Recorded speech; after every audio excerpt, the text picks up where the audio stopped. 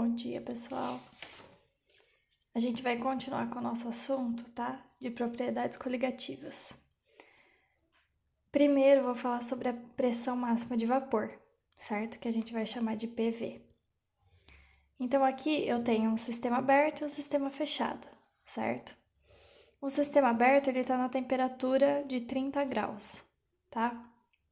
Então, o que vai acontecer aqui? No sistema aberto, a gente vai ter a tendência a evaporar, certo? Então, a evaporação acontece de forma lenta, certo? No sistema fechado, a gente tem a pressão máxima de vapor, porque o que vai acontecer aqui? O vapor ele vai subir, só que ele não vai conseguir sair, então ele vai ficar nessa rotatividade aqui, certo? Então, enquanto ele sobe como vapor, ele vai voltando ao estado líquido e assim a gente tem um sistema dentro do sistema fechado, a gente tem um sistema, certo? Com relação à pressão máxima de vapor. Então eu vou falar para vocês que quanto maior a pressão de vapor, mais volátil vai ser esse líquido, tá? Então, a gente tem que quanto maior a pressão de vapor, mais volátil ele é, e ele tem uma maior tendência a evaporar, ok? Então, se eu tenho uma maior pressão de vapor, eu vou ter uma menor interação intermolecular, tá? Que é uma molécula interagindo com a outra. Eu vou explicar para vocês o porquê isso acontece, certo? Então, aqui eu tenho 3 exemplos. Tem a acetona, o etanol e a água, tá? Então, eu tenho uma ligação polar, tá? Aqui com a acetona, certo? No etanol, eu já tenho uma ligação polar, mas dentro das ligações de hidrogênio, tá? Eu tenho uma ligação de hidrogênio aqui. E a água, a interação ela é maior, por quê? Porque eu possuo 2 ligações de hidrogênio, tá?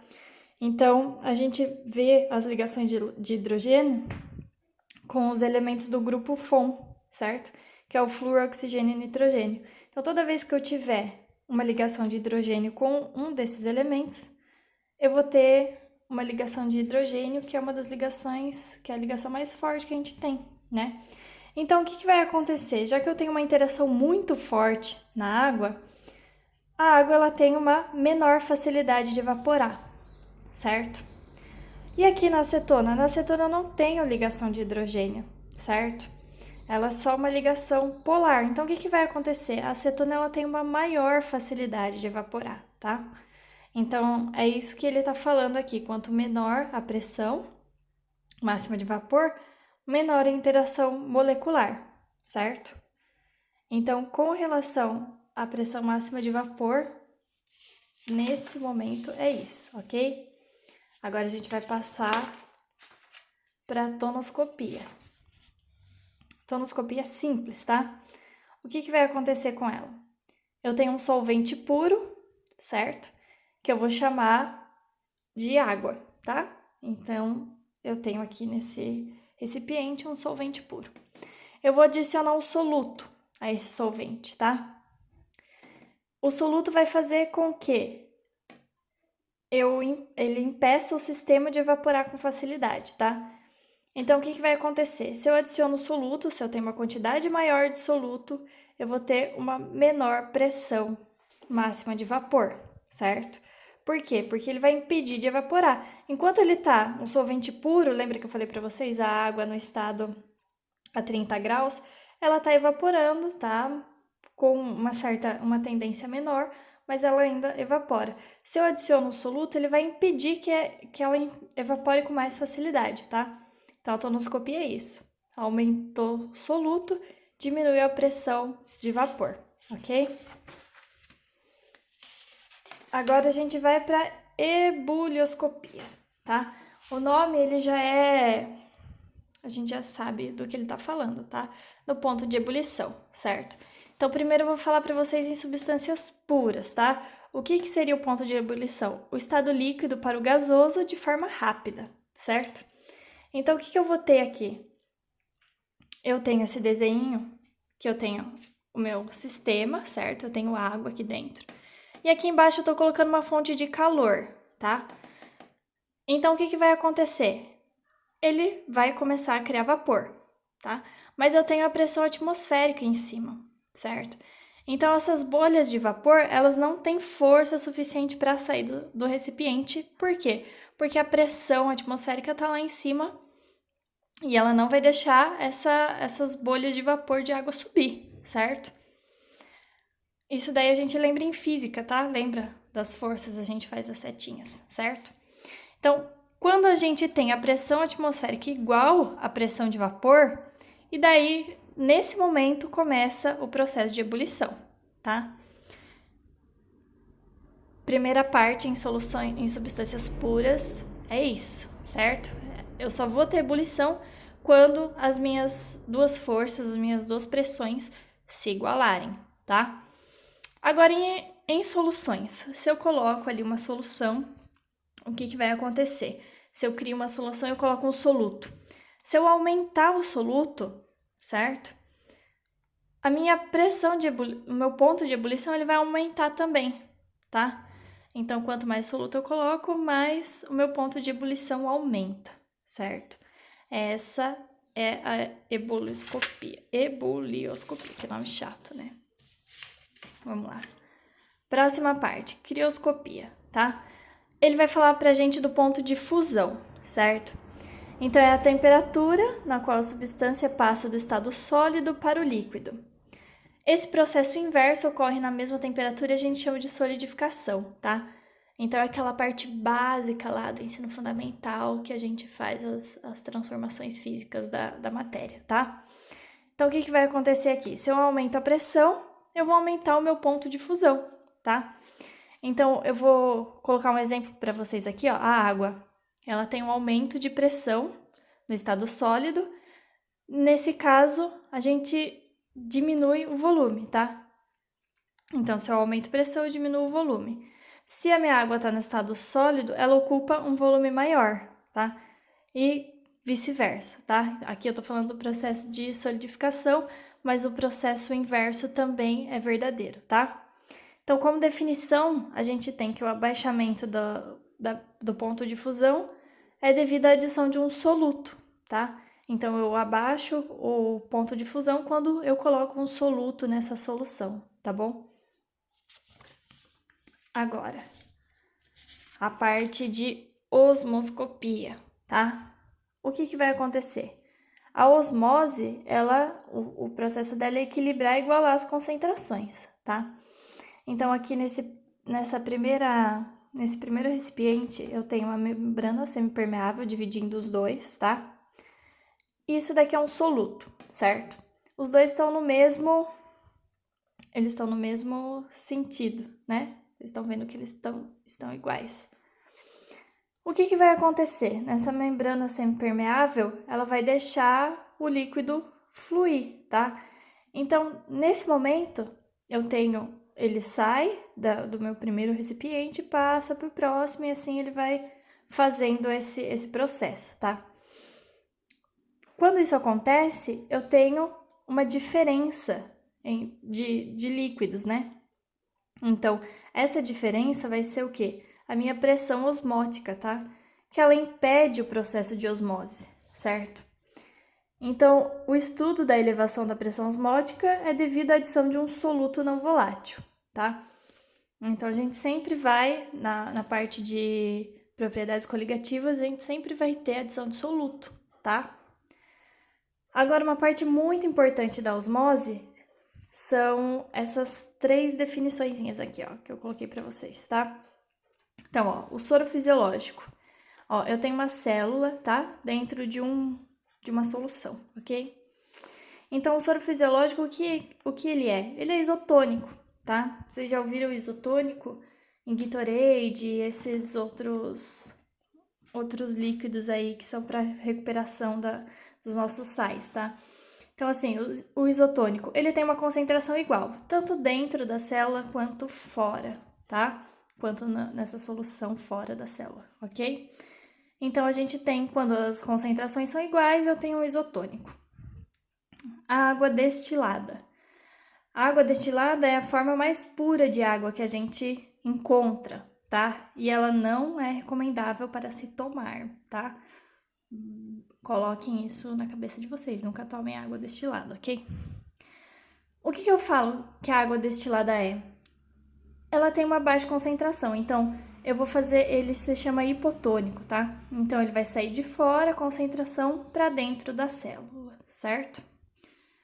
E a água do mar. A água do mar é hipertônico, tá?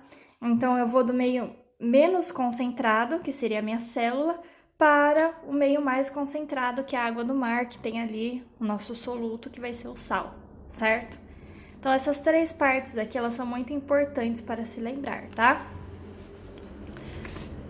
Eu já falei para vocês de todas as propriedades, agora a gente vai fazer os exercícios, tá?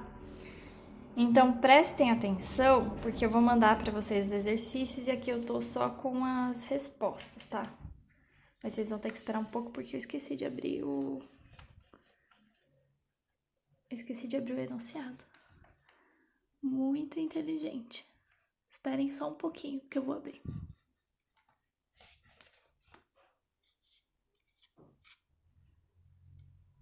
Consegui abrir. Então, ó, primeira questão, tá? A primeira questão vai falar assim: o gráfico a seguir representa a pressão de vapor, tá? No eixo das ordenadas, em ATM, tá? Em função da temperatura, o eixo das abscissas em graus Celsius, tá? São 3 amostras. Se uma dessas amostras for água pura e as outras 2 água salgada, o que a gente pode afirmar? Então, eu vou olhar no gráfico, tá? E vou pensar, esse exercício é sobre tonoscopia, tá? Então, quanto mais volátil, mais pressão de vapor, certo?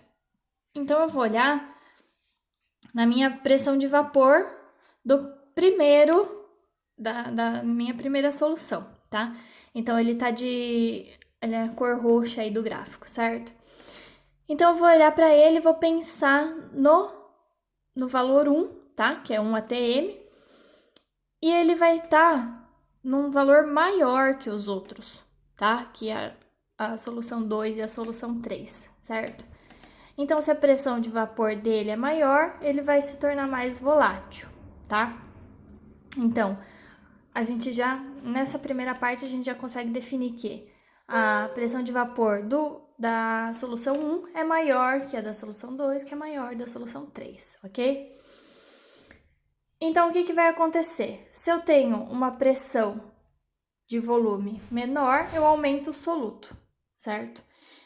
Nesse processo aí, o que eu vou pensar? Eu vou olhar a terceira reta aqui, tá? A nossa curva exponencial. E eu vou pensar no quê? Eu tenho uma menor pressão de vapor nela, tá? Então, se ela é a menor pressão de vapor do sistema, isso quer dizer que ela tem uma quantidade de soluto, tá? Então, olhem aqui, ó. Menor pressão, maior soluto, tá? E o que seria o nosso soluto? A água salgada, tá? Então, eu já sei que a minha primeira, ela é só água, tá? Por quê? Porque ela é maior, ela não tem, a pressão de vapor dela é maior, tá? A terceira eu também sei que é a água com sal, certo? Então, sobrou que a segunda também, a única coisa que ela pode ser é água com sal, tá? Então, a gente vai para as alternativas agora. Espera aí que eu não fiz as alternativas aqui. Pronto. Tudo certo, agora vai. A alternativa A amostra 1 é a amostra de água salgada. Não é, tá bom? A amostra 2, a alternativa B, a amostra 1 é a mais volátil, tá? A gente viu aqui, ó, que a amostra 1 é a mais volátil, ok? Por quê? Porque se eu adiciono um soluto ao sistema, ele vai fazer com que ele se evapore com uma quantidade menor, né? Num tempo menor. Então, assim, vocês lembram que a gente falou na tonoscopia sobre isso, tá? Então, é por isso que a água é a mais volátil. Nesse caso, tá? No caso em que eu adiciono um soluto à água, ok? Eu não estou falando aqui nesse momento sobre acetona, sobre o etanol, tá? Porque eles sim são mais voláteis do que a água, certo? Agora, a questão 2. Questão 2 é sobre ebuloscopia, tá? Então, o que o exercício vai falar pra gente? Foi observado que o cozimento de meio quilo de batata em 1 litro é mais rápido que se adicionarmos 200 gramas de sal à água. Então, considere as seguintes possíveis explicações para o fato, tá? Então, a alternativa 1. A adição de sal provoca um aumento da temperatura da ebulição da água? Então, ó, se eu aumento o soluto, eu aumento a pressão de ebulição, certo? Então, a primeira está certa. A 2, a alternativa 2. A adição de sal provoca um aumento de pressão de vapor? Se eu aumento o soluto, eu diminuo a pressão de vapor, certo? Então, lembrem-se que a pressão de vapor, ela é a pressão com que a minha água, no caso, né? Ela está sendo...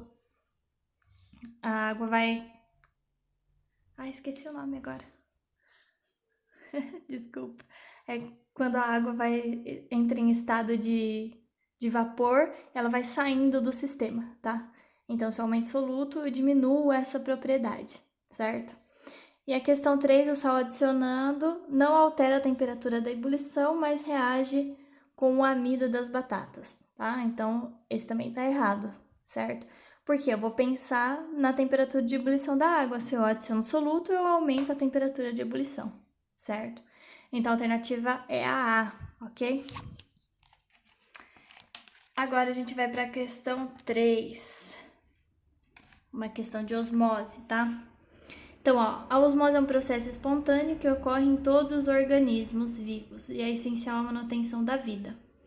Uma solução de 0,15 mol por litro de NaCl, que seria o nosso cloreto de sódio, possui a mesma pressão osmótica das soluções presentes na célula. Então, a imersão de uma célula humana em uma solução de 20 mol tem como consequência, então, a concentração da célula é 0,15 mol. A concentração da solução, 0,20 mol por litro, tá? Então, o que vai acontecer? Do meio menos concentrado para o mais concentrado, certo?